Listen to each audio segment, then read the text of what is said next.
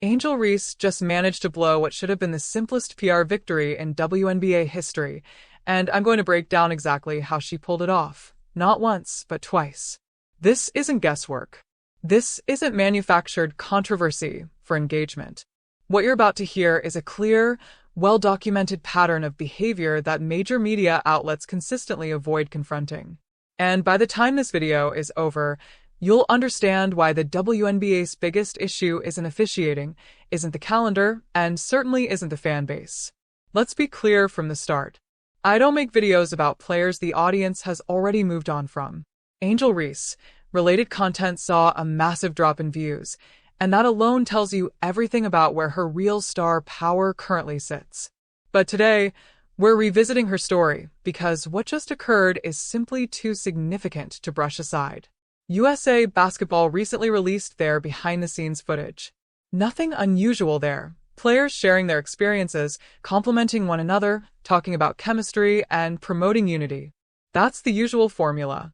Except this time, Angel Reese delivered a textbook example of exactly how not to behave when the entire basketball world is paying attention. We're going to talk about Angel Reese. My goodness.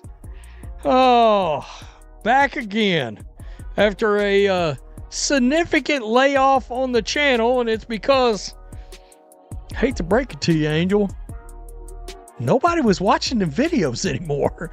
And I was like, nah, that's not what I do, is make videos on people that, on players that people don't want to consume. But here we are. Here's the context everyone seems to forget. Last season, Caitlin Clark appeared in just 13 games before getting injured. 13 games.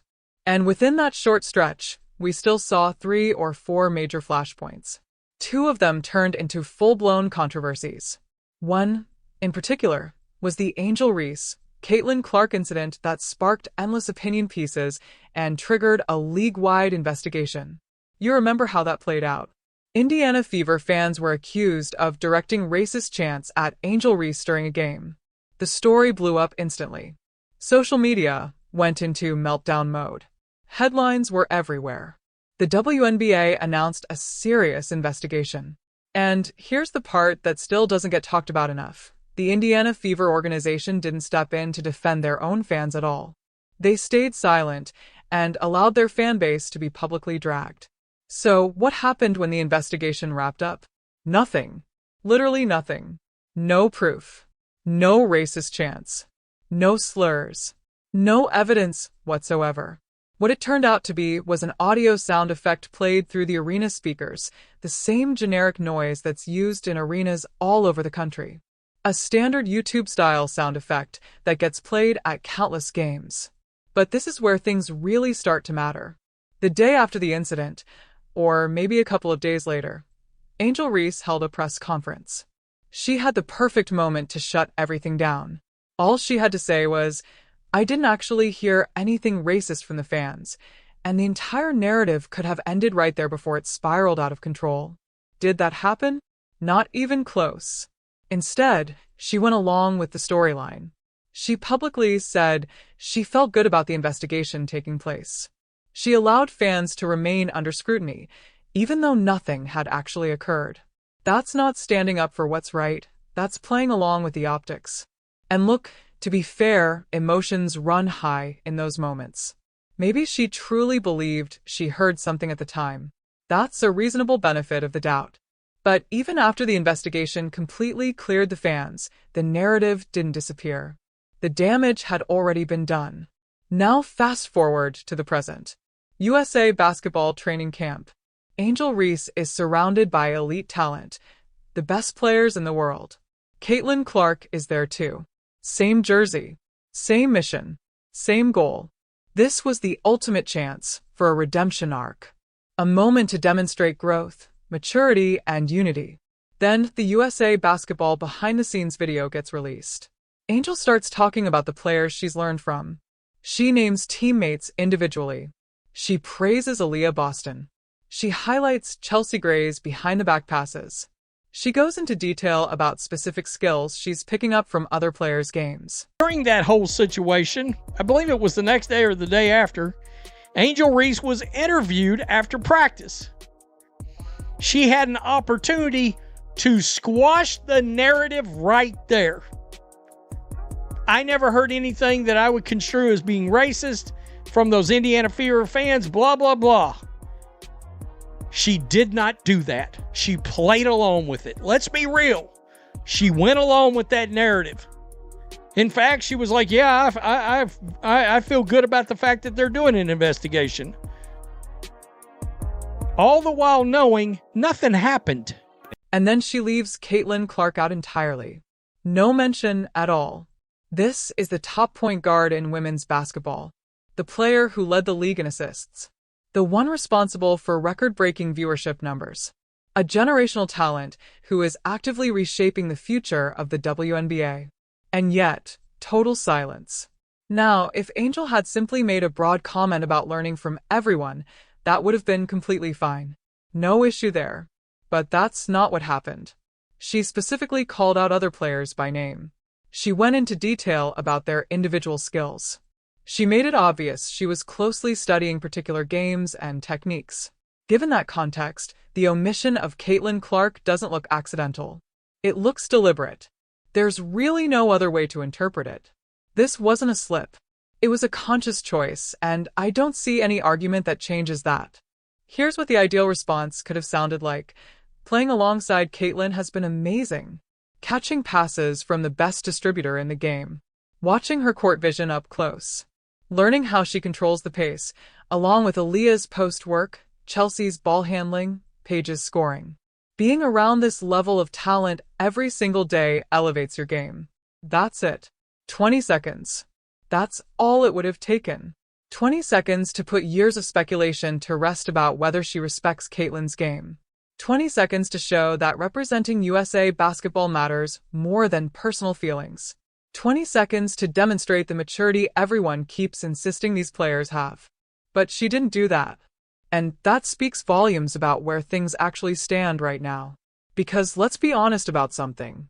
These rumors didn't come out of nowhere. For years, there's been talk that Angel Reese doesn't particularly like Caitlin Clark. Whenever the league's growth is discussed, Caitlin's name dominates the conversation. Whenever Angel receives recognition, Caitlin's achievements get mentioned right alongside hers. And according to people close to the situation, that's a source of frustration. The non-stop comparisons, the reality that even in moments of praise, Caitlin's presence still looms large.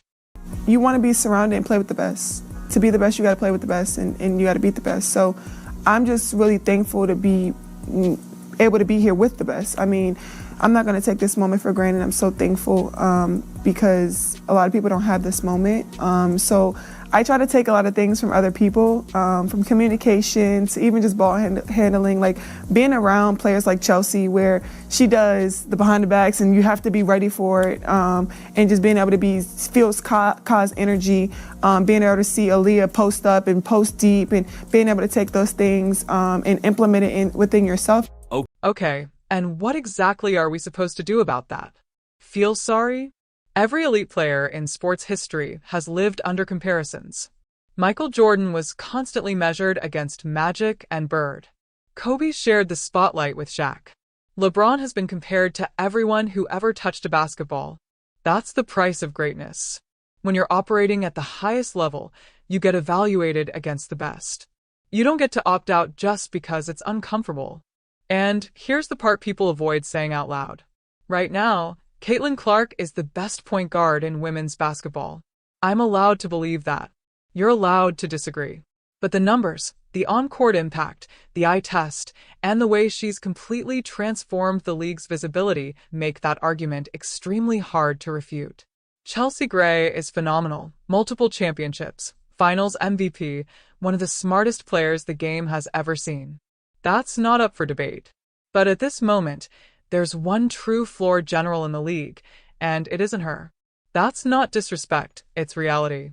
So when Angel Reese goes out of her way to highlight Chelsea, but says nothing about Caitlin, when she talks about learning post moves from Aaliyah, but completely ignores Caitlin's passing and playmaking, the message becomes obvious. This has nothing to do with basketball skill sets anymore. This is personal. And honestly, the most exhausting part is that we're doing this all over again. I literally had to make a video yesterday because Sue Bird and Katie Nolan decided to drag controversy back up from June of 2024. We're heading toward 2026, and we're still recycling the same worn-out narratives, the same hostility, the same drama, the same inability to move forward and just focus on the game.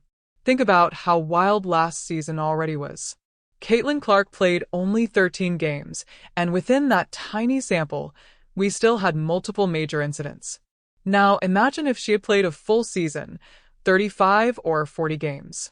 We'd probably be talking about 10 different controversies, 10 separate investigations, and 10 more news cycles of people choosing sides instead of celebrating basketball. That's not sustainable. That's not growth. That's a league slowly tearing itself apart while pretending everything is fine. And here's the part that's really going to upset people. Caitlin Clark is coming back. She's going to be healthy. She's going to be pulling up from a logo again. She's going to be dishing passes that leave defenders frozen. And every single time she does, we're going to repeat this exact same cycle. Social media meltdowns. Endless think pieces explaining why her success is somehow a problem. Conspiracy theories about officiating. And a total refusal to simply acknowledge greatness when it's right in front of us. Let me be clear, I'm not attacking Angel Reese as a player. She's talented. She's accomplished. She works hard. But leadership isn't only about what happens between the lines. It's about how you handle moments off the court, moments where you can calm tensions, bridge divides, and lift the entire sport. Angel had 2 massive chances to do exactly that. First, after the investigation. Second, with the USA basketball video. Both times she chose not to. Both times, she allowed the narrative to keep rolling instead of shutting it down. That's a decision.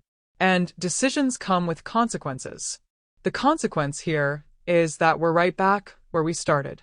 Same divisions. Same arguments. Same exhausting cycle that keeps the WNBA stuck in drama instead of pushing it to the next level. Want to know why the league still struggles with mainstream acceptance? This is why.